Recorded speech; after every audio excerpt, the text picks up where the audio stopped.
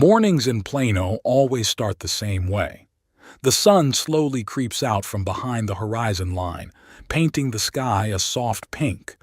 I sit on the veranda with a cup of coffee, watching the occasional car and remembering how Margaret and I used to love those hours of quiet before the hectic day began. My name is Earl Clayton. I'm 67 years old and I've been a widower for 10 years. 10 long years without the woman with whom I lived soul to soul for 35 years. Sometimes I think I can still hear her laughter coming from the kitchen, or her light footsteps on the creaky floorboards. Margaret was the light of my life. Patient, kind, with a wonderful sense of humor and the ability to find joy in the simplest things. We moved to Plano when I was just starting out in the construction business. The small town in Texas seemed like the perfect place for a young family. Our only son, Danon, was born here. What a bright boy he was. Always with a book, always asking questions about how the world works. It's no wonder he chose to become an environmental engineer. Danon was passionate about making the world a cleaner place. My construction company was thriving. I specialized in green solutions for private homes when it wasn't yet a trend. By the time I retired, I had enough savings to ensure a peaceful old age. But my greatest treasure has always been this house. A 2-story house with a spacious veranda and a garden that Margaret cherished like a child. After her death from cancer, I sank into a void. Danon was my only support, my only reason to get up in the morning. He came every weekend, called almost every day. He was still single at the time, working for a large environmental company in Dallas, doing projects to clean up industrial areas. "Dad, you need to socialize more," he said. "Why don't you join a retirement club or reconnect with friends?" I nodded, but it made little difference. My interlocutors were the birds in the garden and old photo albums. That had all changed 4 years ago when Danon met Phoebe Throckmorton. He literally glowed as he talked about a yoga teacher with amazing energy and a special way of looking at the world. I was happy for my son and looked forward to meeting the girl who had so enchanted him. I remember our first meeting. Phoebe was attractive, slim, with long dark hair tied in a careless knot and eyes the color of green tea. But that same evening I felt a chill. Something in her gaze alerted me. She smiled, asked polite questions about my life, but the smile didn't reach her eyes. They remained attentive, assessing. "What a lovely house," she said then, looking around the living room. "And the grounds are so big. It must be hard to keep track of it all by yourself, huh?" There was something in her voice that made me tense. "I manage," I said. "Besides, the gardener comes once a week." The wedding was 6 months later, a modest ceremony in the botanical gardens. Danon was radiant with happiness. Phoebe smiled sweetly as she accepted congratulations. I presented them with a large check so they could make a down payment on a house of their own. "That's too generous, Dad," Danon said then. But I saw Phoebe's eyes sparkle at the sight of the check. To my surprise, the young couple didn't buy a separate place. Phoebe quickly found reasons why they should live with me. "Earl, it's environmentally friendly to share living space. Plus, you won't have to live alone, and we could save up for our dream house." Danon was in favor of the idea, and soon they were moving. Our spacious house suddenly became cramped. Phoebe brought a lot of knickknacks, her energy crystals and incense, the smell of which gave me a headache. But I tolerated it, seeing that my son was happy. With each passing month, however, I realized more and more clearly that I was the third extra in the house. Phoebe was never overtly rude. No, she acted more subtle. "Earl, could you keep the TV down? I'm teaching an online yoga class." "Earl, Danon and I would like to have dinner alone tonight." "Earl, your habit of getting up early is keeping us from getting a good night's sleep." Gradually, my life shrank like a shagreen skin. I began to use the common rooms less, leaving the house more often to stay out of the way. But it was my house, built with my own hands for my family. After about a year of living together, Danon noticed my condition. "Dad, is everything okay?" He asked me one evening when we were alone. Phoebe had left for a weekend seminar on spiritual practices. "Everything's fine, son," I replied, not wanting to drive a wedge between him and my wife. "You've been a little lost lately, and you're not using the living room much. It's still your home, you know."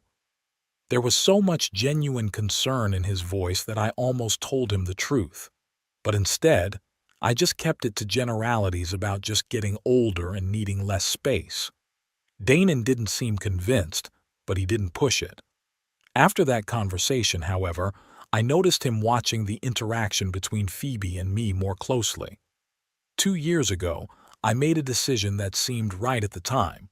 I had signed the house over to Danon, with the sole condition of a lifetime residency for myself. It was my gift to my son, my support for his family. "Are you sure, Dad?" Danon asked when I informed him of my decision. "Absolutely. The house should belong to the young people. I don't need it."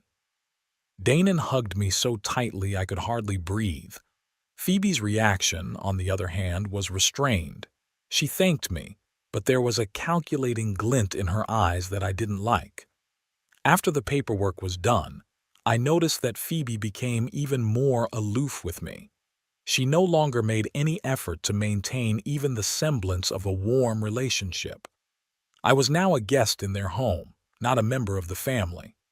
Danon continued to work at his company, often staying late into the night. I could see the tension gradually building between him and Phoebe. They began to talk less often, spending more time apart.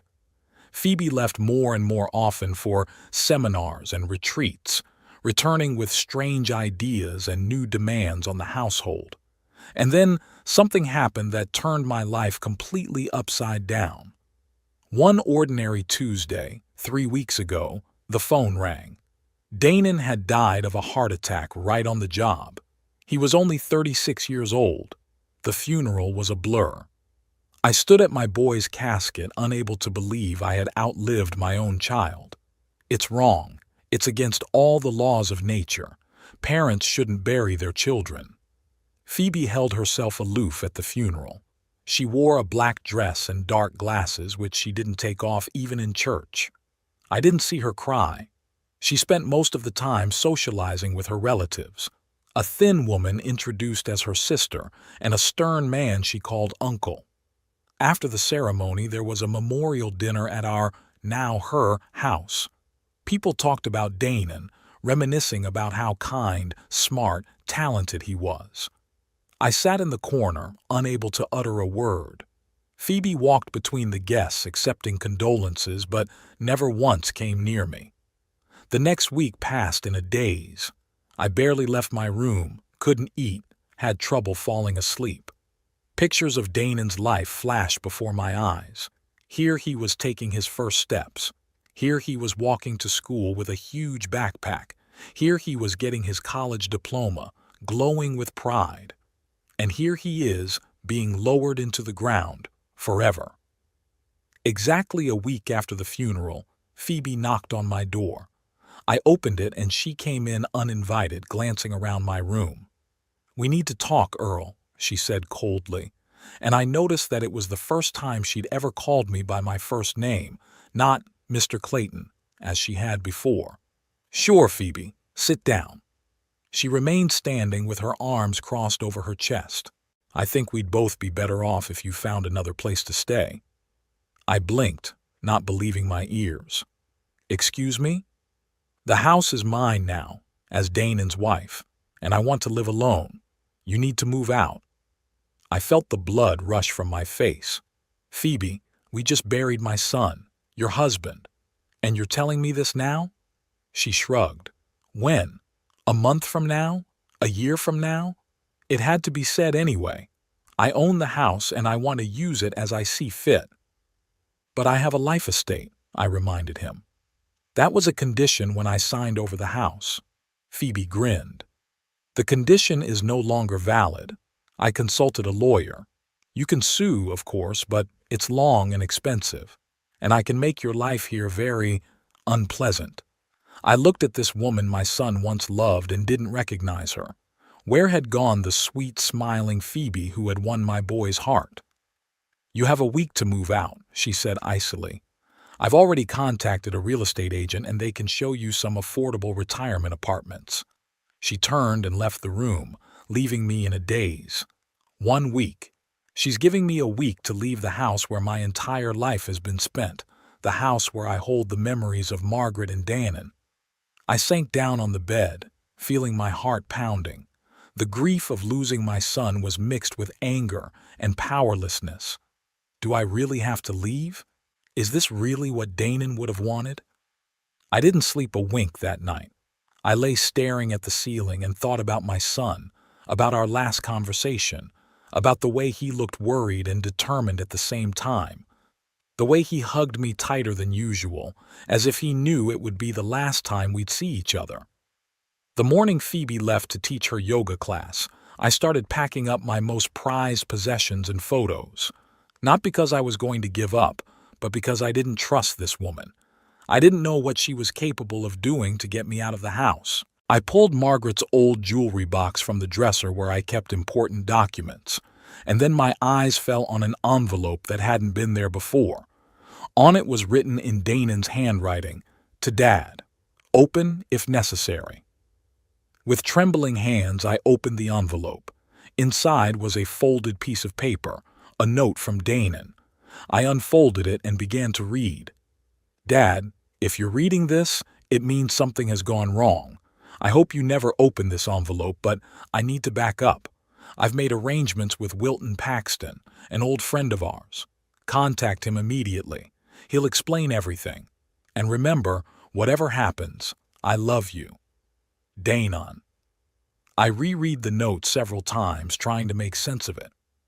Wilton Paxton had been our family lawyer since the days when I first started the construction business. He'd helped me with the paperwork when I'd signed the house over to Dannon. What could Wilton possibly know? I pulled out my phone and dialed a number I hadn't dialed in a couple years. Wilton answered after the third ring. "Earl, old buddy." His voice sounded warm, but with a hint of concern. "I was going to call you myself. My deepest condolences about Dannon. It's terrible." "Thank you, Wilton." My voice sounded hoarse. "I found a note from my son. He said to get in touch with you." There was a long pause. "Then it's time," Wilton sighed. "We need to meet, Earl. The sooner the better." We agreed to meet in an hour at his office. I walked out of the house, trying not to make any noise. I was shaking with the anticipation of something important, the hope that my son had left me more than just a goodbye note. Wilton's office was in a small, historic building in downtown Plano. The receptionist, who had known me for many years, smiled sadly and immediately ushered me into the office. Wilton, a heavy-set man with a graying beard and kind eyes behind glasses, stood to meet me. "Earl, old friend," he shook my hand firmly. "Have a seat." I sank into the leather chair across from his desk, feeling my heart pounding. "What's going on, Wilton? What did Dannon know that he left me that note?" Wilton sighed and opened his desk drawer. From there, he pulled out a file folder. "About a month and a half ago, Dannon came to see me. He was concerned and determined at the same time, said he wanted to deed the house back to you." I felt out of breath. "What? But why?" "He didn't go into details, but he said he was worried about your future. Mentioned that his marriage was going through a rough patch, and he wanted to make sure you were safe no matter what happened." Wilton opened the folder and pulled out a document with official seals. "Here's the deed of gift, Earl. It's all legal, notarized. The house belongs to you again." Dannon insisted that the procedure be expedited and quiet. He said he'd tell you everything himself when the time came. I took the documents with shaky hands and tried to read the legal text, but the letters blurred before my eyes. Did he say anything else? About Phoebe? About their relationship? Wilton adjusted his glasses and looked at me carefully. "I'm a lawyer, Earl, and I'm bound by professional ethics. But as your friend, I'll tell you this. Dannon was very concerned. He mentioned that Phoebe had changed, that she— Wilton hesitated, searching for words. That she wasn't the woman he thought he'd married. I leaned back in my chair, trying to comprehend what I'd heard. Memories of the last months of my son's life flashed before my eyes. A lot of things made sense now. Danon had really changed about 2 months before he died. More withdrawn, thoughtful. He stayed late at work more often. I put it down to fatigue and work problems, but now I realize it was deeper than that. I remembered our conversation a week before he died. We were sitting on the porch, Phoebe away on another seminar. Danon was drinking a beer and staring at nothing. "Dad," he said suddenly, "do you ever feel like you've made a mistake, but it's too late to make a change?" "Of course, son," I replied. "Everyone makes mistakes. The question is how you deal with them." He paused, twirling the bottle in his hands. "What if the mistake affects not only you, but other people as well? If you let down the ones you love?" I put my hand on his shoulder. "Danon, what's going on? You can tell me everything." He opened his mouth as if he was going to say something, but then he shook his head. "Nothing, Dad. Just thinking out loud. Never mind." The next day, I caught him talking on the phone. He was talking quietly but tensely. "No, I can't just walk away. Yes, I understand the risks. We need to do this right, legally." Seeing me, he quickly ended the conversation and smiled a strained smile. Now, sitting in Wilton's office, I realized that Danon had probably been planning the divorce even then, and was worried about me, about what would happen to me afterward. "Earl," Wilton's voice brought me back to reality. "There's something else you need to know." Danon left a video message in case something happened to him before he explained everything to you. He was very insistent that I only give it to him in the event of his absence. Wilton pulled out a flash drive and held it out to me. "This is a copy. I keep the original in my safe. I'd suggest you watch it in my office if you're up for it."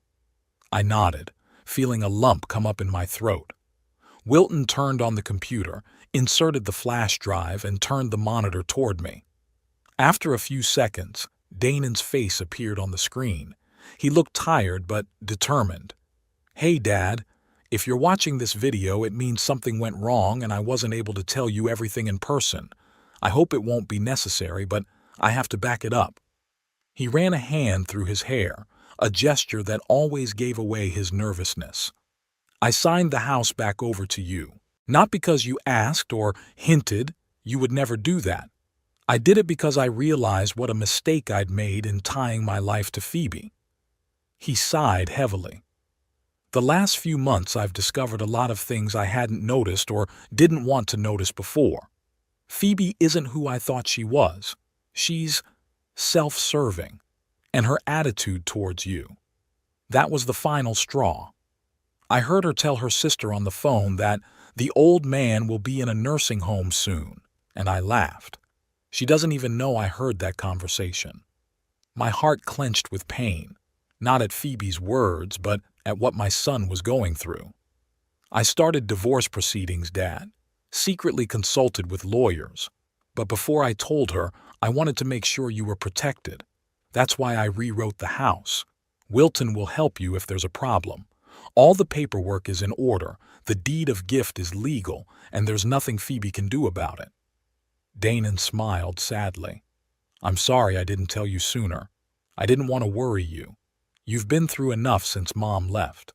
But know that I'm grateful for everything you taught me, the values you instilled in me. They're what helped me see the truth." He was quiet for a moment, as if gathering his thoughts. "I love you, Dad, and I know I'm doing the right thing." That was the end of the video. I sat there, unable to move, feeling tears running down my cheeks. My boy, my smart, kind boy. "He wrote it down 2 weeks before he died," Wilton said quietly. Danon had indeed started divorce proceedings. He consulted with a colleague of mine who specializes in family law, gathered evidence of some of Phoebe's bad behavior. What kind of behavior? I asked hoarsely. Wilton shook his head. He didn't go into detail with me. All he said was that it was about financial fraud and possibly infidelity. He was very upset, Earl. I sat there trying to process what I was hearing in my head. My son was hurting, preparing for a divorce, worrying about me, and he kept it all to himself so he wouldn't worry me. And now he's gone. His heart couldn't take all that stress. What do I do now, Wilton? My old friend straightened up in his chair. Legally, the house is all yours. The deed of gift is immaculate. All the taxes are paid. Phoebe can't challenge it unless she can prove that Danon was incapacitated when he signed it, which is impossible, since he was medically cleared the same day. I insisted on it myself, anticipating the potential problems. She's already told me to move out in a week. So, she doesn't know about the deed of gift yet. Wilton pursed his lips. I wouldn't be surprised if she was planning to sell the house as soon as you left. What do we do now? Show her the deed, the sooner the better. And be prepared for a storm, Earl. I nodded, feeling oddly calm. It was like Danon was standing right next to me now, putting his hand on my shoulder. I can handle it, I said. Wilton gave me a certified copy of the deed of gift and a few other documents to prove my ownership. We agreed that he would represent me if necessary. I got home in the evening. Phoebe was sitting in the living room leafing through a magazine. She looked up when I arrived, and I could see the impatience in her eyes. Had you started packing? She asked without saying hello. I made my way to the chair opposite and sat down, placing the file folder on my lap. No, Phoebe, I'm not going anywhere. She set the magazine aside, her face tense. We've already discussed this, Earl. The house is mine, and I want you to move out. I slowly opened the folder and pulled out the deed of gift. I'm afraid you're wrong, Phoebe. The house belongs to me. Here are the deeds. I held out the papers to her. She frowned, took them, and began to read them. I watched her expression change from bewilderment to shock, from shock to rage. What is this? Her voice trembled. It's a forgery. Danon would never... It's a legal document, Phoebe. Danon signed the house back over to me a month and a half ago. It's all legal, notarized. She jumped up. The papers fell out of her hands. You forced him, manipulated him. He would never... I didn't know anything about it until today, I replied calmly. Danon did it on his own initiative, and left a video message explaining his reasons. Phoebe turned pale. She knew my son well enough to know that he could have anticipated this situation and prepared for it. It's not true, she whispered, but without the same confidence. It is true, Phoebe, and you know it. Danon realized who you really are. He started divorce proceedings before he died. She stared at me wide-eyed. Then she grabbed the documents off the floor and began to frantically reread them, as if hoping to find some mistake, some loophole. I'll argue it, she finally said. I'll prove that he was out of it, that you pressured him. Danon was medically cleared the day he signed, I replied. Everything was done legally, subject to any claims you might have. Phoebe clenched her fists so white her knuckles turned white. You're not getting this house, man. I'm gonna sue. I'll prove that you manipulated my son. It's up to you, I shrugged. But until the court rules, the house belongs to me, and I'm not moving out. She stared at me with such hatred that I could almost physically feel it. You're going to regret this, Earl Clayton, she hissed. I swear you'll regret it. With those words, she threw the papers in my face, turned, and ran out of the room. I heard the front door slam, and then her car started and drove off with a screech of tires. I remained seated in the chair, picking up the scattered papers. A strange calm filled me. I wasn't afraid of Phoebe's threats. My son had taken care of me even after his death. His last gift was protection from the woman who had caused him so much pain. I stood up and walked over to the picture of Danon that stood on the mantelpiece. In it, He was smiling that open, genuine smile that had appeared less and less often in recent years. "Thank you, son," I whispered, touching my fingers to the glass. "I won't let you down." That night was the first time I'd had a decent dinner since Danan's death. Then I sat on the veranda for a long time, looking up at the stars and remembering our life with Margaret, Danan's birth, his first steps, his first words. Remembering how we'd built birdhouses for the garden together, how we'd taught him to ride his bike, how proud we'd been of his success in school. My whole life flashed before my eyes like a movie. Phoebe never came home that night. I didn't know where she was or what she was planning, but for the first time in a long time, I felt like a master in my own home, and I knew that whatever trials awaited me in the coming days and weeks, I would make it through, for my son's memory, for our family. Phoebe returned the next day toward evening. I heard her enter the house, slamming the door.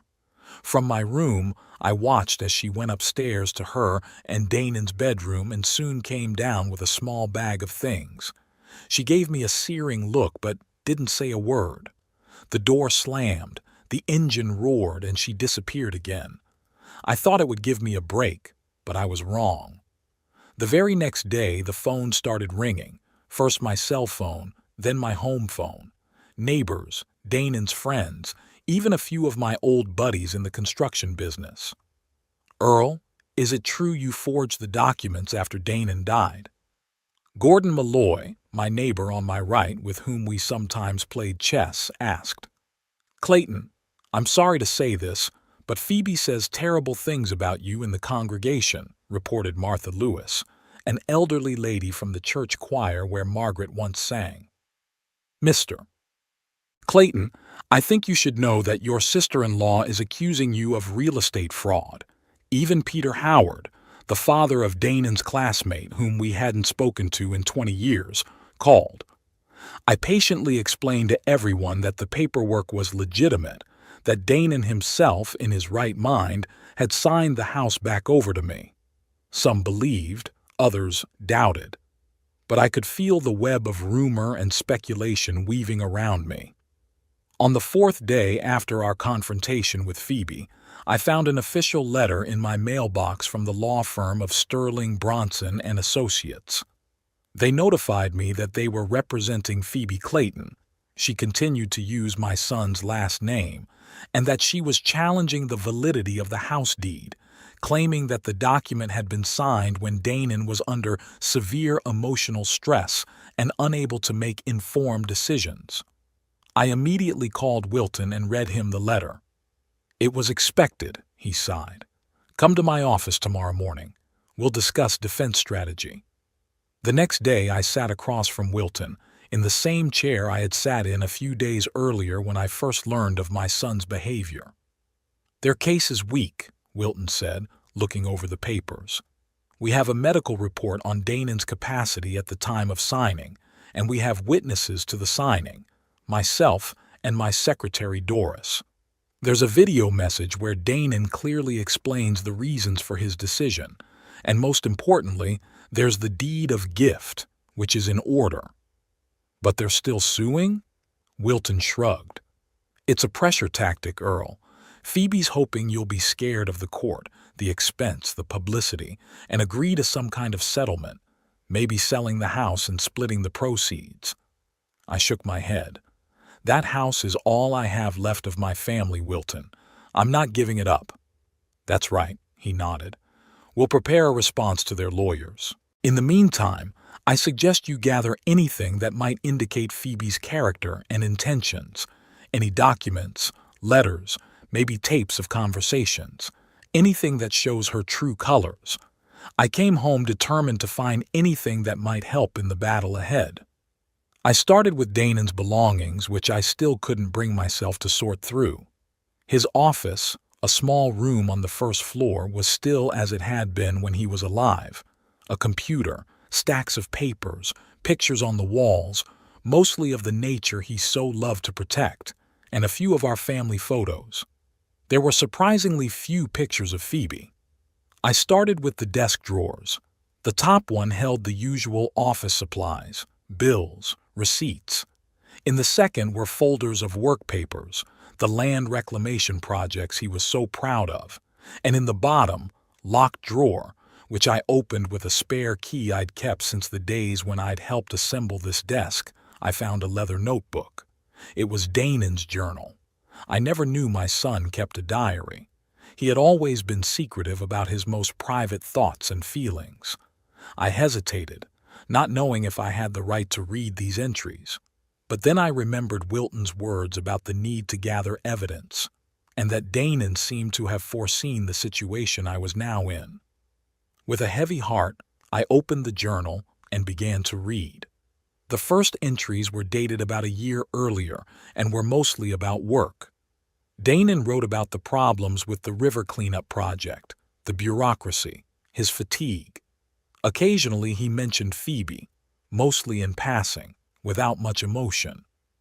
Phoebe's away again for the weekend for a seminar. Phoebe wants to change her car even though the current one is in great condition.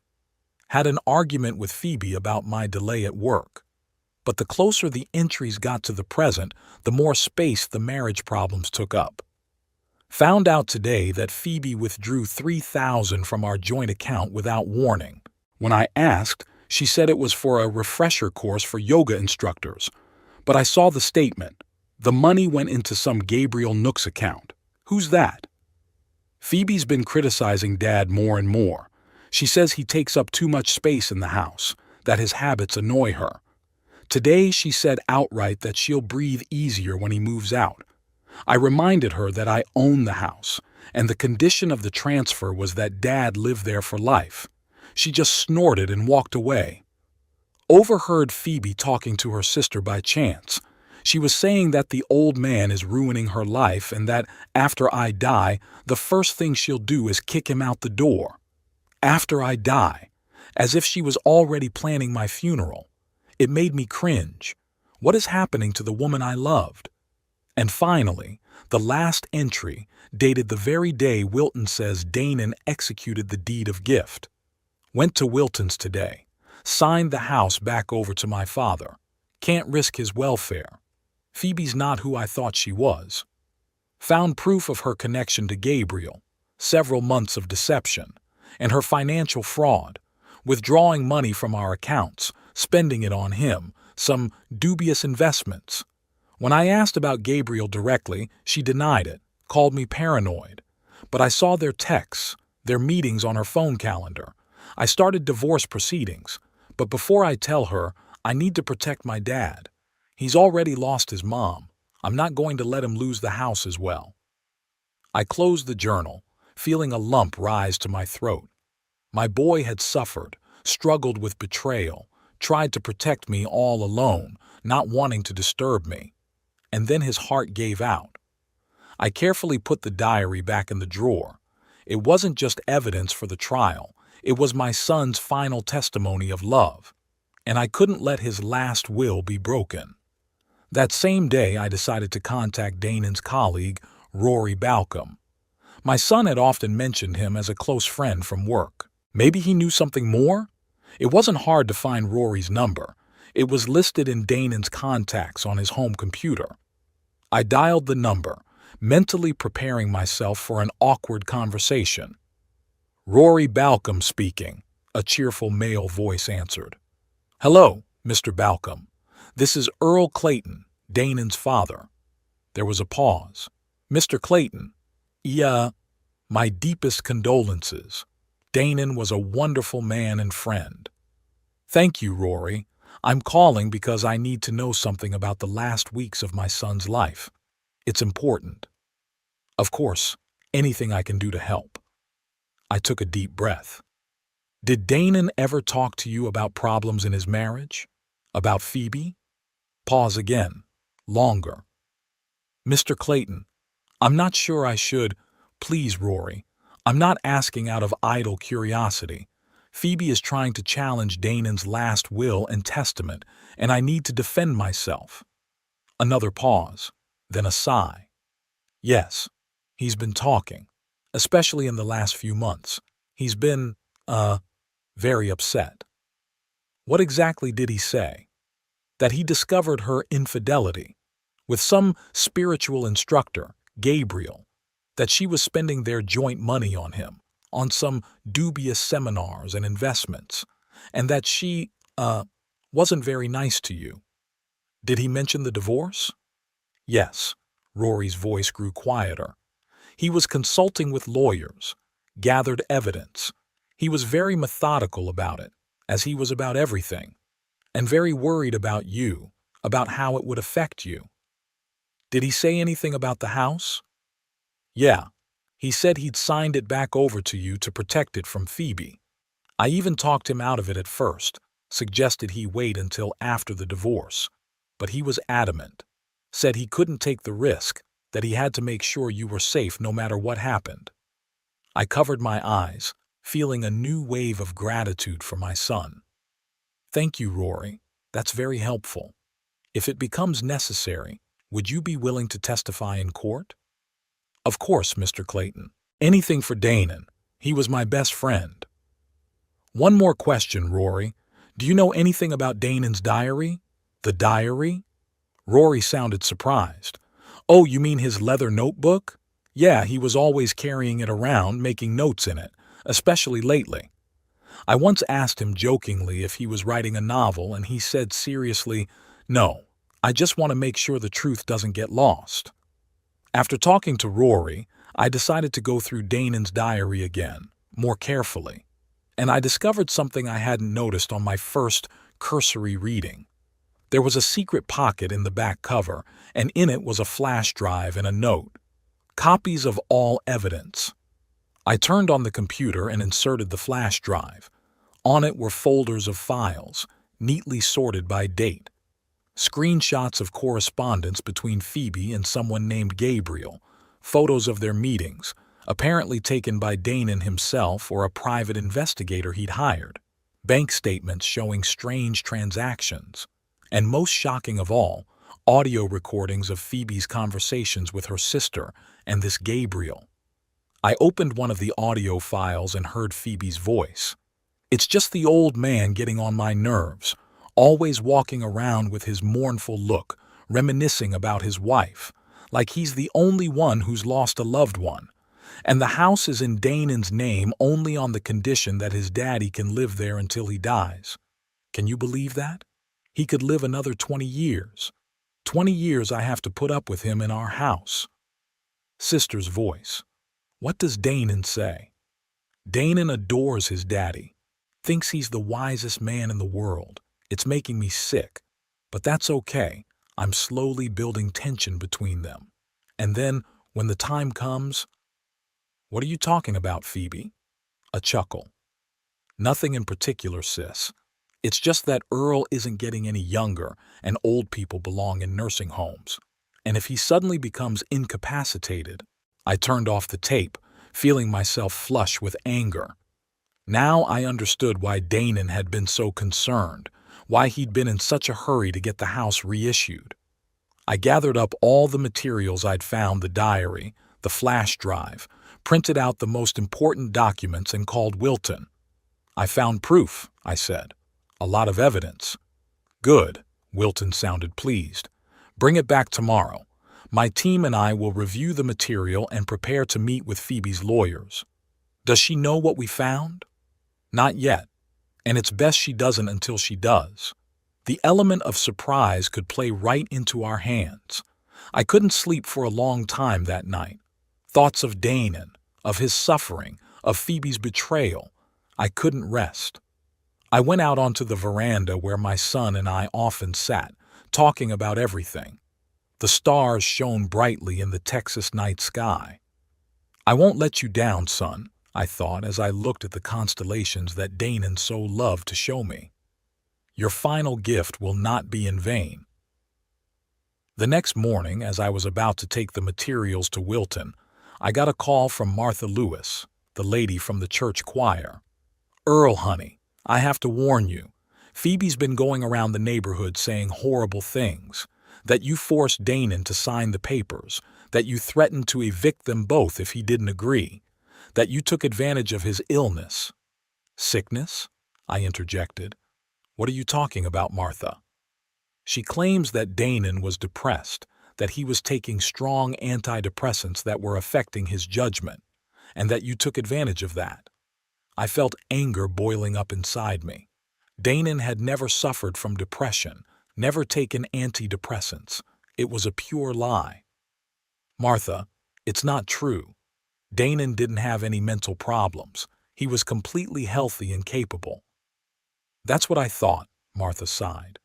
But Phoebe is very persuasive, and she's hired a lawyer from a big firm in Dallas. She came to see me this morning with some young man, asking me to sign a witness statement about your strange behavior after Margaret's death. I, of course, declined. But I'm afraid not all the neighbors will be so squeamish. I thanked Martha for the warning and immediately called Wilton, telling him about Phoebe's new tactics. It's to be expected, he said. She's trying to create an image of a sick, manipulative Danon and an image of an angry, manipulative you. Classic tactic in a case like this. But we have a medical report and a video message from Danon. And if you don't mind, I'd like to talk to his attending physician. Of course, I said. Dr. Verwick, he's been seeing Danon since he was a kid. Oh, that's great. Doctors don't usually like to testify, but in a case like this, when it comes to slandering a patient, he might make an exception.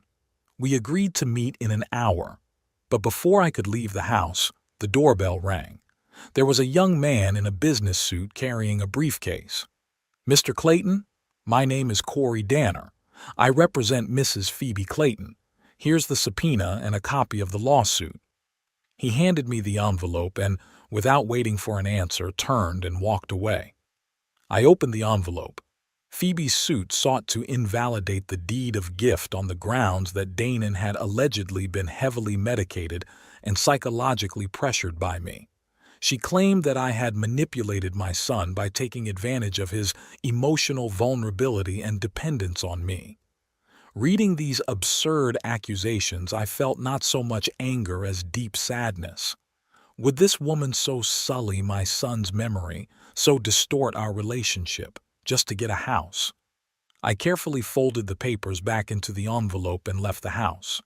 Ahead of me was a meeting with Wilton, court preparation, and an uphill battle for my son's legacy.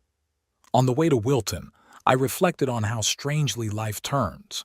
Just a month ago, I had a son, a family, a home where I felt, if not welcome, at least tolerated. Now my son is gone, and I'm at war with the woman he once loved. But I was not alone in this war. Danon, even in death, stood by me. His journal, his foresight, his love gave me the strength to move on. The trial was scheduled for 10 o'clock in the morning. I got up at 5, unable to lie in bed any longer. I was as nervous as a schoolboy before an exam. Wilton picked me up at 8:30 so we could go over the defense strategy one more time. Don't worry, Earl, he reassured me as we drove to the Plano County Courthouse. We have a solid case. The deed of gift is impeccable, and all the witnesses are on our side. But Phoebe seems to be willing to do anything, I objected. Who knows what witnesses she's found and what they'll say about me and Danon? That's what cross-examination is for. Wilton patted my shoulder. Don't worry about it too much. The courthouse greeted us with cool, air-conditioned air and the hum of voices. We went up to the second floor and took seats in the courtroom. Phoebe was already there, with her attorney, a tall man with slicked-back hair and a predatory look.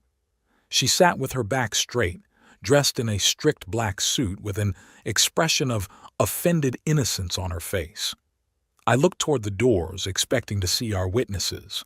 Rory Balcom was due to arrive right at the start of the session, and Dr. Verwick had promised to come as soon as he was free from his morning appointment.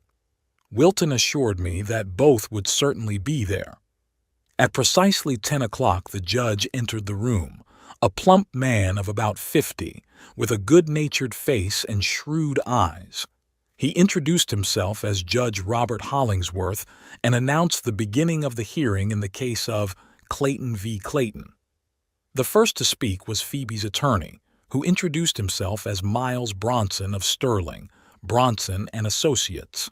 "Your Honor," he began in a confident voice, "my client, Mrs. Phoebe Clayton, has recently suffered a terrible tragedy, the death of her beloved husband, Dannon Clayton.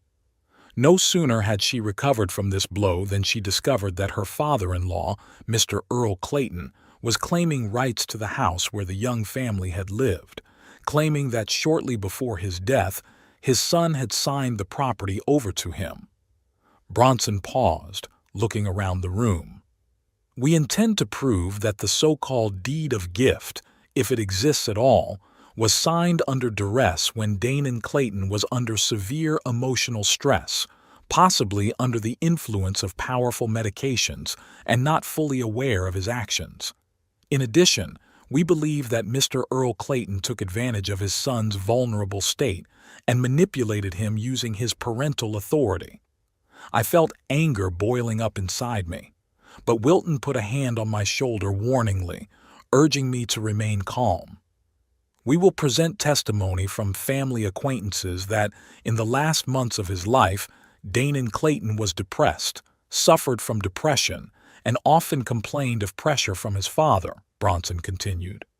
"We will also provide evidence that Mr. Earl Clayton repeatedly expressed his displeasure with his son's marriage and tried to turn him against his wife." I gritted my teeth. Every word this man said was a lie. But Wilton was right. Our turn would come. After the opening statement, Bronson called the first witness, a middle-aged woman he introduced as Helen Dorset, Phoebe and Dannon's neighbor.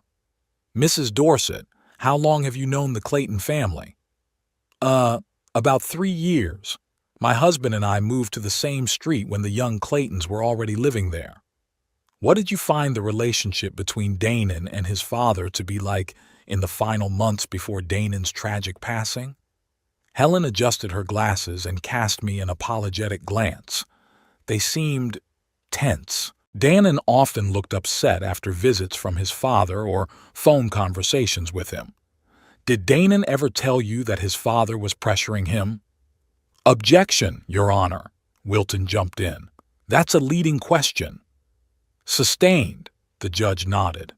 "Mr. Bronson, rephrase the question. Did Dannon ever discuss his relationship with his father with you?" "Not directly, but one day when my husband and I invited Dannon and Phoebe over for a barbecue, Dannon was particularly depressed. Phoebe explained that he'd had a difficult conversation with his father about the house, something about how Mr. Clayton Sr. considered the house still his, even though he'd formally signed it over to his son. I looked over at Phoebe, who was sitting with a perfectly straight back, staring in front of me with an expression of sorrow on her face. What an actress! Phoebe's 2 other witnesses gave similar testimony, creating an image of an oppressive, manipulative father and an unhappy, depressed son.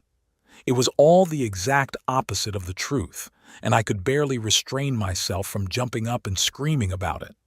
Finally, Bronson finished introducing his witnesses, and the floor went to Wilton. "Your Honor," he began, rising from his seat, "my colleagues have painted a very dramatic picture, which, unfortunately, has nothing to do with reality. We are going to present you with the real facts today, backed up not by speculation and rumors, but by concrete evidence and testimony from people who knew Dannon Clayton intimately." He paused, giving the words a chance to reach the judge. "The first witness I would like to call is Dr. Oliver Verwick, the Claytons' family physician who has observed Dannon since he was a child." Dr. Verwick, an elderly man with a neat gray beard and kind eyes, made his way to the witness stand. After the oath was administered, Wilton began his questioning. "Dr. Verwick, how long had you known Dannon Clayton?" "Since he was born. I was the Claytons' family physician for over 35 years. "When was the last time you saw Dannon before he died?" 2 weeks before he passed. He came in for a routine checkup. "What was his physical and mental condition?" "Physically, he was in great shape for his age. His blood pressure was normal, his labs were fine. Mentally, he was collected, focused, adequate. I didn't see any signs of depression or anxiety. Did you ever prescribe Danon antidepressants or other psychotropic medications? Never. It wasn't necessary. Thank you, doctor. One more question. About a month before Danon's death, you conducted a medical evaluation of Danon's competency. Could you tell the court about that? Dr. Verwick nodded. Yes, Danon asked me to do a complete medical examination and evaluation of his mental state.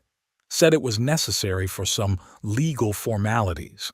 I did the standard procedure and issued a report that he was fully competent, of sound mind and memory, free from any influences that might impair his ability to make informed decisions. Thank you, doctor. No further questions. Bronson rose to cross-examine, but quickly realized that the testimony of a professional with years of experience would be difficult to undermine. He limited himself to a few formal questions and let the doctor go. The next witness Wilton called was Rory Balcom. A young man with a short haircut and an honest, open face walked briskly to the witness stand. Mr. Balcom, what was your relationship with Danon Clayton? We were colleagues and close friends. Worked together at Ecotech Solutions for the last 6 years. How would you characterize his condition in the last months of his life? Rory thought for a moment. He was troubled, that's for sure, but not in the sense that is trying to be portrayed here. Danon wasn't concerned about his relationship with his father, but about his marriage. There was silence in the room. Phoebe visibly tensed. What exactly was bothering him? He discovered that his wife was cheating on him, with some spiritual practice instructor, and that she was spending their joint money on this man. There was a whisper in the room. Phoebe whispered something fiercely in her lawyer's ear. Did Danon share his plans for the future with you? Yes. He was planning a divorce, consulting lawyers, gathering evidence of Phoebe's infidelity and financial fraud, and he was very concerned about his father. What do you mean? Worried? Danon said that Phoebe hated his father, considered him a nuisance, and wanted him out of the house. He was afraid that once the divorce proceedings started, she'd retaliate, including through his father. That's why he decided to sign the house back over. Did he tell you about this decision? Yes. He told me directly that he'd signed over the deed to his father. I even discouraged him at first, told him to wait until after the divorce. But Danon was adamant.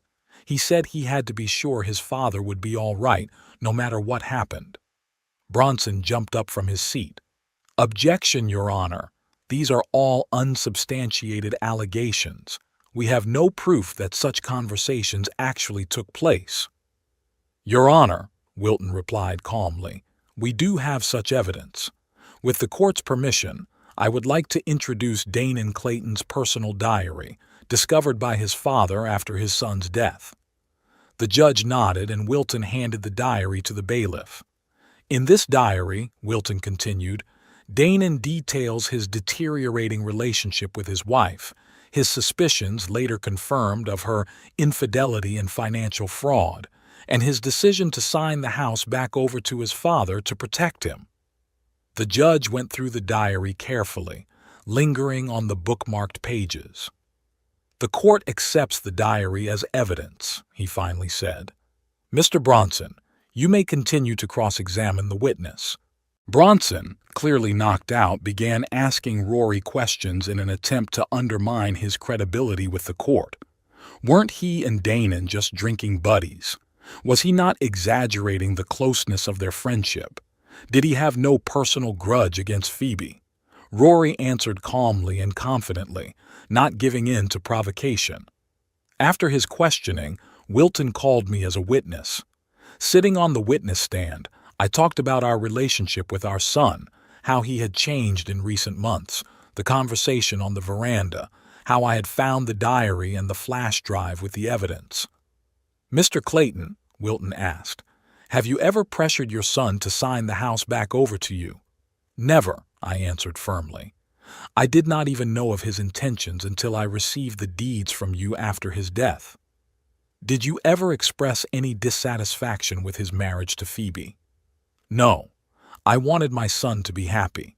If he had been happy with Phoebe, I would have been only too happy. Wilton nodded. What else did you find among your son's belongings besides the diary? A thumb drive with the evidence he'd collected for the divorce proceedings. There were screenshots of Phoebe's correspondence with her lover, photos of their meetings, bank statements, and audio recordings of Phoebe discussing how to get rid of me and take over the house. Your Honor, I would like to present this evidence to the court, Wilton said, handing the judge a flash drive and printouts of key materials. As the judge studied the evidence presented, I looked at Phoebe. She had turned pale and was frantically whispering something to her attorney, who looked increasingly worried. The court accepts these materials as evidence, Judge Hollingsworth said. Mr. Bronson, your cross-examination. Bronson, clearly unprepared for this turn of events, asked me several questions about my relationship with Phoebe, trying to portray me as a jealous father-in-law, not ready to share his son with his daughter-in-law. But his questions sounded unconvincing, especially in the face of the evidence presented. After my testimony, Wilton called the last witness, himself. He recounted how Danon had come to him asking him to execute the deed of gift, how he had insisted on a medical examination to eliminate any doubt about his capacity, and how he had left a video message in the event of his death. Your Honor, I would like to present this video message to the court, Wilton said, handing the judge another flash drive. A screen was set up, and everyone in the room saw Danon, pale but determined, explaining his motives, his concern for me, his disappointment in his wife, and his decision. There was silence in the room after the video was viewed. Phoebe lowered her head, her shoulders shaking, whether from sobs or rage. Mr. Bronson, the judge addressed Phoebe's lawyer, do you have any questions for the witness? Bronson rose slowly. No, Your Honor. In that case, I will recess the court to review all the evidence presented. The trial will resume in 2 weeks, same time.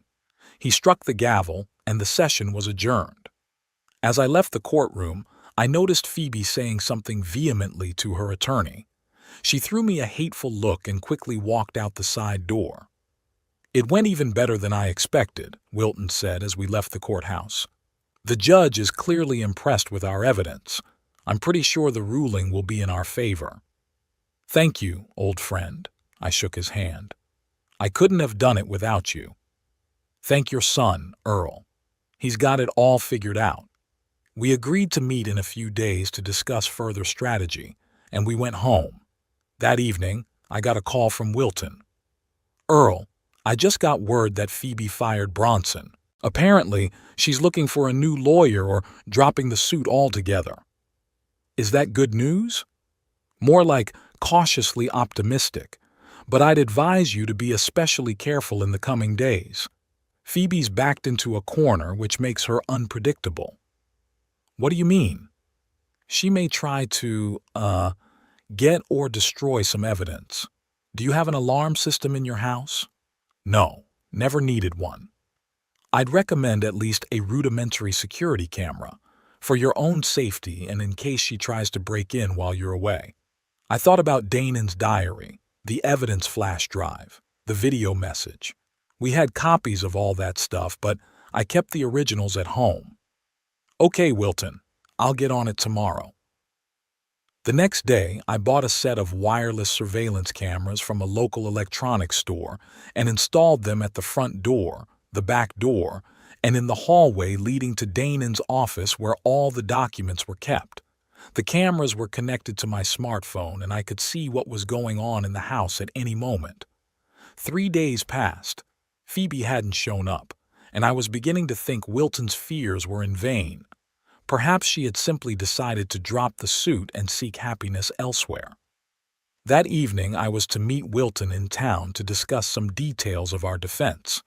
As I left the house, I double-checked to make sure the doors were locked, and I took Danon's journal and flash drive with me just in case. Wilton and I had dinner at a small restaurant and discussed the upcoming meeting. He was confident of our victory, but still advised us to be prepared for the unexpected. Returning home around 9 p.m., I received a notification from the surveillance camera app. Traffic detected at the back door. I parked around the corner and opened the app. The screen clearly showed Phoebe trying to open the back door with some kind of lockpick-like tool. I immediately called the police and reported the attempted break-in. Then I called Wilton. "You were right," I said. "She's trying to break into the house." I called the police. "Stay where you are," Wilton advised. "Don't confront her. Let the police handle it." I sat in the car, watching through the app as Phoebe finally managed the lock and entered the house. The cameras showed her walking quickly through the kitchen, looking around and heading straight for Danon's office. There she began frantically rummaging through desk drawers and cabinets, throwing papers and books around. A few minutes later, the police arrived, 2 officers in a patrol car with blinkers.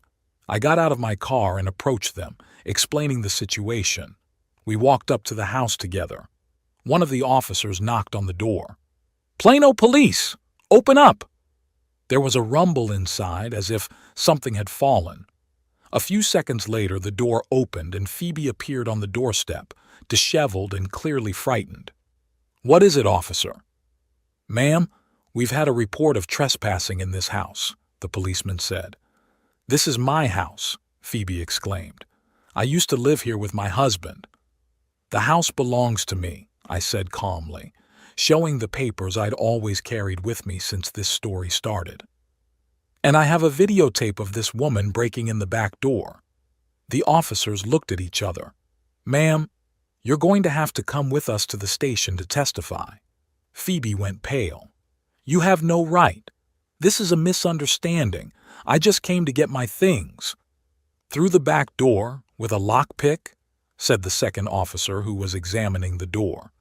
"And why were you in the study and not in the bedroom where your things should be?" Phoebe started to mumble something, but the officers had already locked the handcuffs on her wrists and were reading her rights. "Can you send me the video of the break-in?" the first officer asked me. "Sure," I nodded. "They're stored in the cloud. I'll send them right away." The cops led Phoebe away, who glared at me fiercely over her shoulder. I entered the house and looked around the study. Papers were strewn everywhere. Books had been thrown off the shelves, drawers pulled out.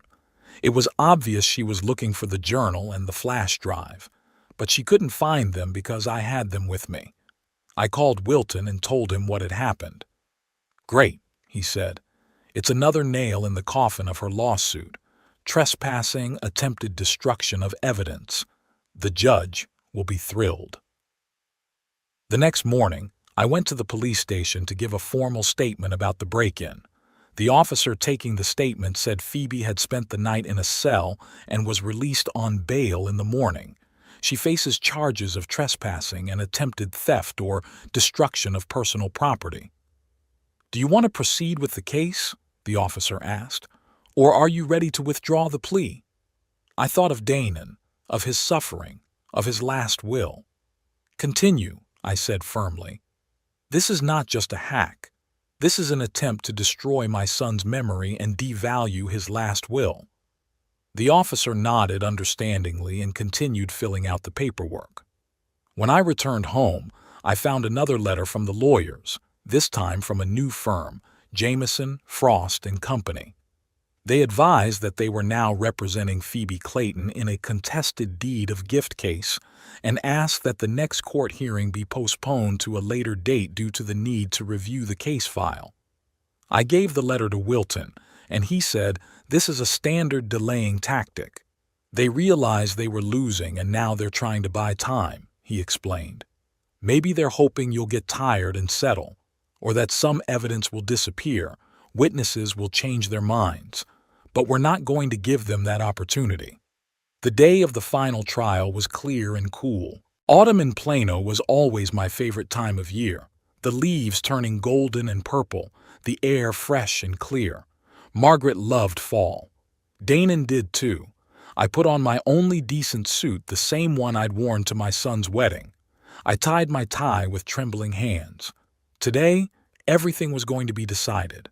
Today, the truth was going to prevail. Wilton picked me up, just like last time. In the car, he went over our files one more time. "The videotape of Phoebe's break-in is our trump card," he said, closing the folder. "It's not just proof of her dirty ways, it's proof that she knew the evidence against her existed and was trying to destroy it." I nodded, looking out the window at the streets floating by. Strangely, I didn't feel any hatred or even anger toward Phoebe, just tiredness and a longing for this to be over. "Do you think she'll show up in court?" I asked. "She has to," Wilton answered. "Her new lawyers are too expensive to just drop the case, but I wouldn't be surprised if they tried to file a motion to dismiss or offer a last-minute settlement." "I'm not taking any deals," I said firmly. "And you shouldn't," Wilton nodded. "The law is on our side." The courthouse was crowded. It appeared that our case had resonated in the small town. A lot of people knew our family, knew Danon. In the hallway, I spotted a few neighbors, Dr. Verwick, even a few of Danon's colleagues, including Rory. Phoebe arrived accompanied by her new legal team, 2 young men in impeccable suits with leather briefcases. She didn't glance in my direction, keeping a straight face with an expression of offended dignity. As Judge Hollingsworth entered the room and everyone took their seats, one of Phoebe's new lawyers, who introduced himself as Jeffrey Jameson, took the stand first. "Your Honor, before we proceed, I would like to make a motion to dismiss for lack of subject matter." The judge raised an eyebrow. "Explain, Mr. Jameson." "My client, Mrs. Clayton, has received new information that has changed her perspective on the situation. She's prepared to accept the validity of the deed of gift and withdraw her suit, provided Mr. Clayton doesn't press charges of trespassing." Wilton immediately rose to the occasion. "Your Honor, my client will not agree to those terms. We insist on continuing the hearing and ruling on the merits of the case." The judge shifted his gaze to me. "Mr. Clayton, is that your position?" I stood up. "Yes, Your Honor. This isn't just about the house. This is about my son's last will and testament, which I am obligated to honor and protect." The judge nodded. "In that case, the motion is denied. Mr. Paxson, you may proceed with the presentation of your evidence." Wilton thanked the judge and called his last witness, a technician from the company that installed the security cameras in my house. "Mr. Jenkins, will you tell the court when and under what circumstances were surveillance cameras installed in Mr. Clayton's home?" The young man, nervously adjusting his tie, told how I went to their store, explained the situation, and asked them to install a rudimentary surveillance system. "It's a standard home security kit," he explained. "Wireless cameras with motion sensors, cloud storage." "And when exactly were these cameras installed?" 4 days before the break-in incident." "Thank you. Tell me, is it possible to tamper with or alter the footage from these cameras?" "No, sir. The system automatically records timestamps, and any tampering would be visible to forensics. In addition, all recordings are saved in encrypted form in cloud storage, access to which is password protected." Wilton thanked the witness and turned to the judge. "Your Honor, with the court's permission, I would like to introduce the video of Mrs. Phoebe Clayton's unlawful entry into my client's home." The judge granted permission, and the surveillance video appeared on the screen in the courtroom. Everyone present saw Phoebe approach the back door of the house, look around, take out a tool, and begin to manipulate the lock. Then, already inside the house, she walked quickly through the kitchen straight to Danon's office, where she began frantically rifling through papers, pulling out drawers, going through folders, obviously looking for something. There was complete silence in the room. Even Phoebe's lawyers looked discouraged. She herself sat with her head down, hands clasped in her lap. "Your Honor," Wilton continued after the tape had ended, This videotape clearly demonstrates that Mrs. Clayton was aware of the existence of documents that threatened her position in this case and attempted to locate and likely destroy them. Not only is this a criminal offense for which she has already been charged, but it is also direct evidence of her bad faith in this civil proceeding. Jameson jumped up from his seat. Your Honor, we cannot comment on this record because we have not had an opportunity to review it in advance. We ask for a recess to consult with our client. The judge agreed to grant 15 minutes, and everyone in the trial left the room. In the hallway, I could see Phoebe and her attorneys talking animatedly about something off to the side. It was clear from their gestures and facial expressions that the conversation wasn't easy. When the trial resumed, Jameson looked noticeably less confident. Your Honor, given the new circumstances, my client is prepared to withdraw her lawsuit without conditions. The judge looked at Phoebe. Mrs. Clayton, do you affirm that ruling? Phoebe looked up, her eyes filled with defeat mixed with rage. Yes, Your Honor. Judge Hollingsworth nodded. In that case, I'm ready to rule. The court recognizes the validity of a gift from Danon Clayton to his father, Earl Clayton. The house located at 123 Maple Street, Plano, Texas, is recognized as the property of Earl Clayton. The suit of Mrs. Phoebe Clayton is dismissed. Court costs are awarded to the plaintiff. He struck the gavel and the hall rumbled with muffled conversations. Phoebe jumped up from her seat, threw a searing glance in my direction, and quickly headed for the exit without waiting for her lawyers. Those hurried after her, gathering papers. Wilton put his hand on my shoulder. Congratulations, Earl. Justice had been served. I nodded, feeling strangely empty. The victory hadn't brought the joy I'd hoped for. After all, this battle wouldn't bring my son back to me. People came up to us. Neighbors, acquaintances, Danon's colleagues. They shook my hand, expressed their support, said they'd always known what a wonderful man Danon was and how glad they were that the truth had prevailed. Mr. Clayton, an elderly lady I vaguely remembered as a neighbor 2 houses down, approached me. I want to apologize. When Phoebe started spreading those awful rumors, I had my doubts. But now I see the kind of person she really is, and what your son was. I'm so sorry for your loss. Thank you, I nodded. Dr. Verwick shook my hand firmly. Danon would be proud of you, Earl. You stood up to his last will and testament. Rory Balcom came up last. Mr. Clayton, I'm glad justice has been served. Danon would have been pleased. If you ever need help, any help, just give me a call. I thanked everyone, but felt drained and tired. Finally, when everyone had dispersed, Wilton and I walked out of the courthouse. What now? I asked, looking at the busy street in front of us. Now, Wilton answered. You go on with your life, Earl, just as Danon would have wanted you to. I walked back into the house that was now officially and irrevocably mine. It seemed so empty, so quiet. Danon's room, his study, his belongings all reminded me of the son I had lost, and yet I felt his presence, his support. The next weeks passed in peace and quiet. Phoebe never showed up again. Through her lawyers, she requested permission to take her personal belongings, and I agreed, but on the condition that she come accompanied by a bailiff. And so she did. Phoebe silently collected her belongings under the bailiff's watchful eye without a word to me. Gradually, life was falling into a new rut. I began sorting through my son's things, sorting through papers, photos, books. It was a painful but necessary process.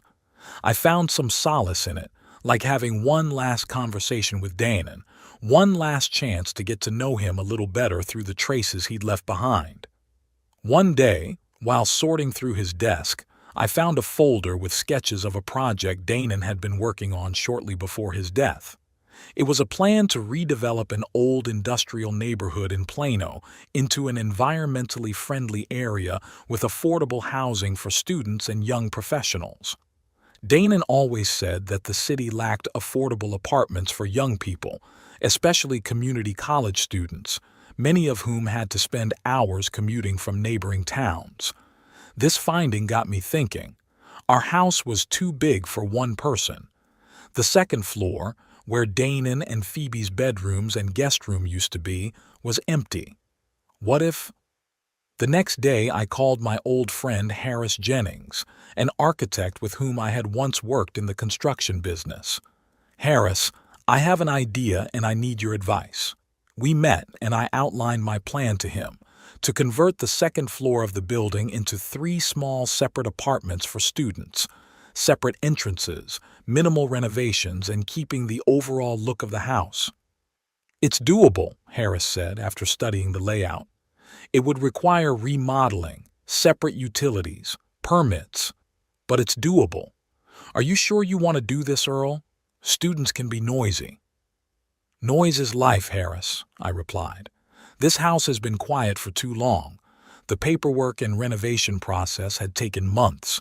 It was spring when the work was done, and I was able to advertise the apartments." The first to respond was Kyle Neiman, an environmental science student from a local college.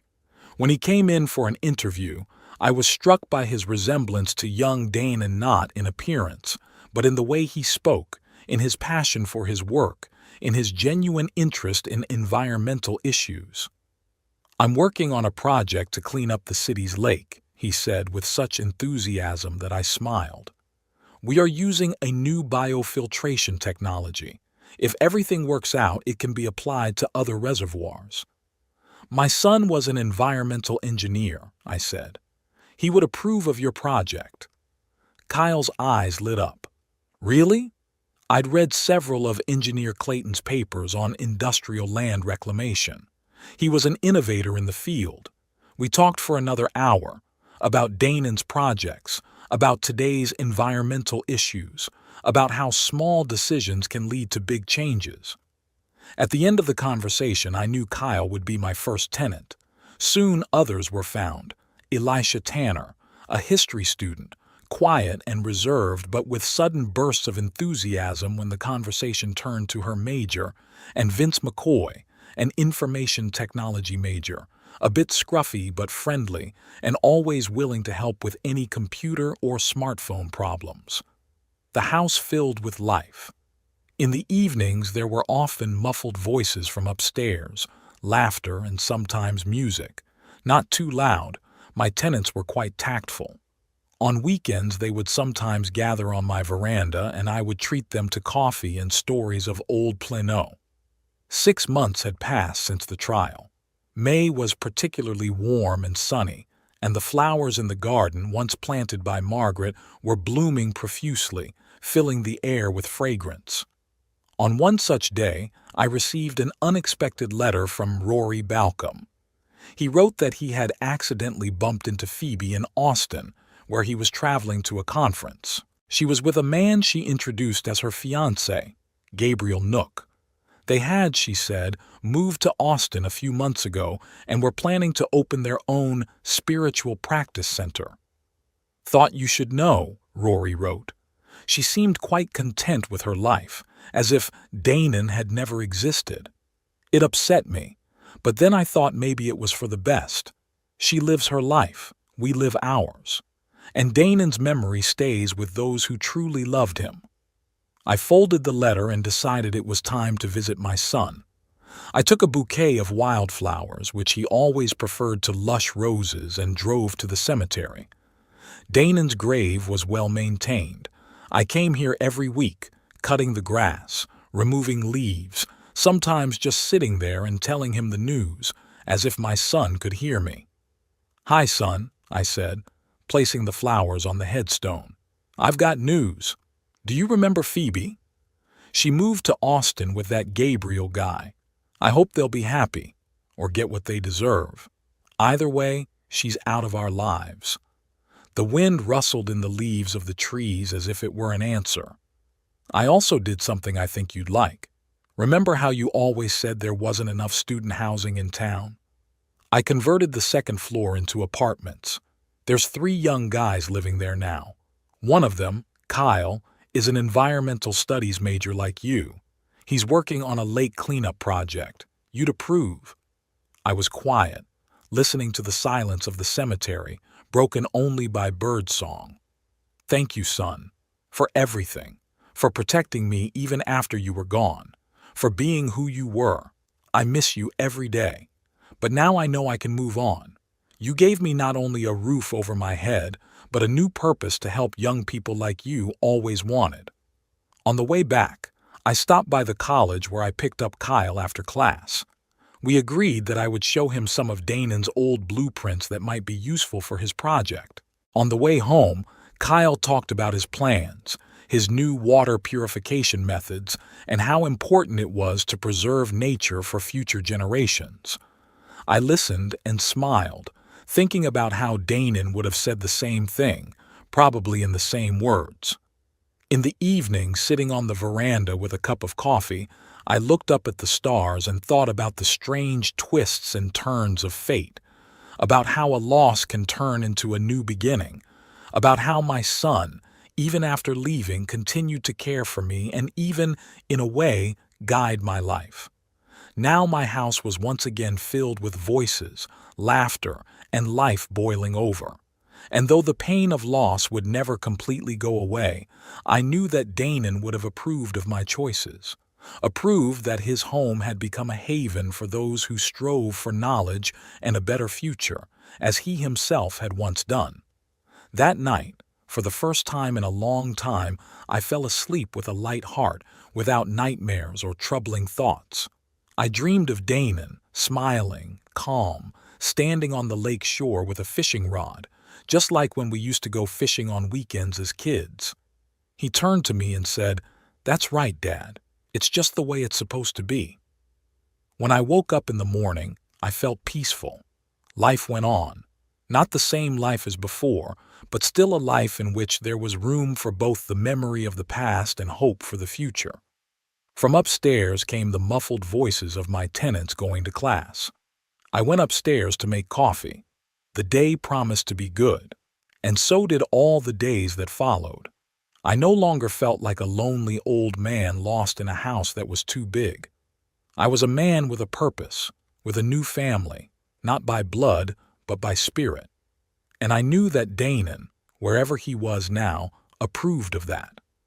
Every evening, sitting on the veranda, I would mentally talk to my son, telling him about my business, my new charges, as I called the students, my plans for the future.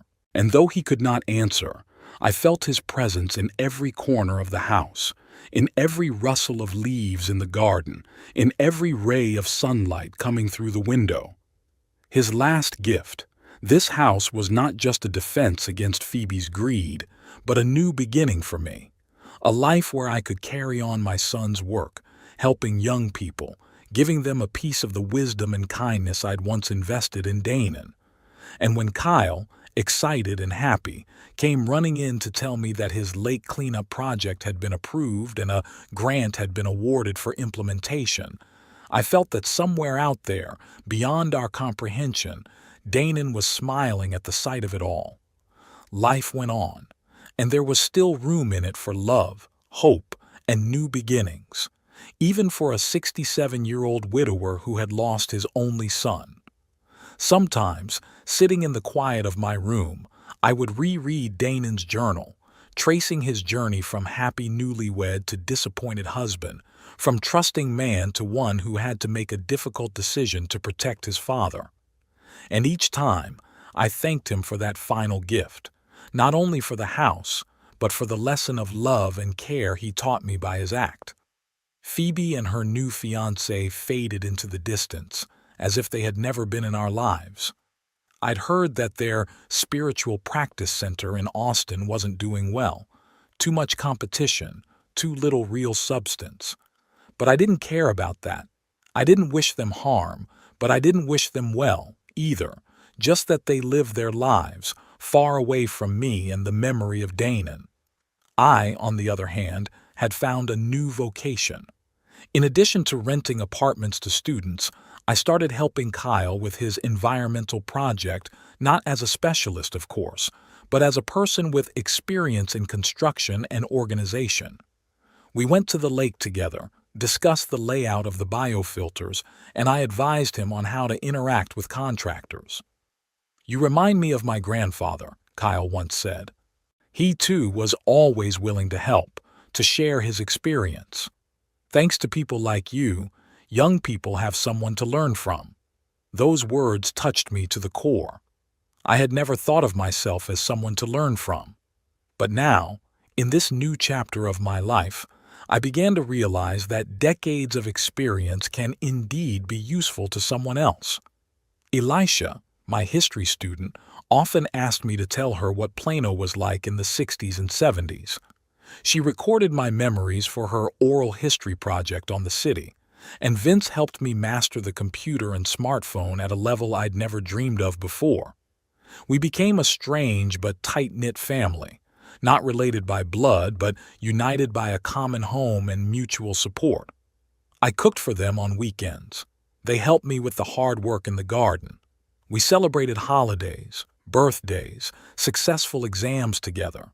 And every day I felt more and more strongly that I had found my place in life. That everything that had happened, the loss of Danon, the struggle with Phoebe, the discovery of the truth, had brought me to a point where I could become not just a lonely old man living out his days, but a man still capable of doing something meaningful, still capable of loving and supporting others.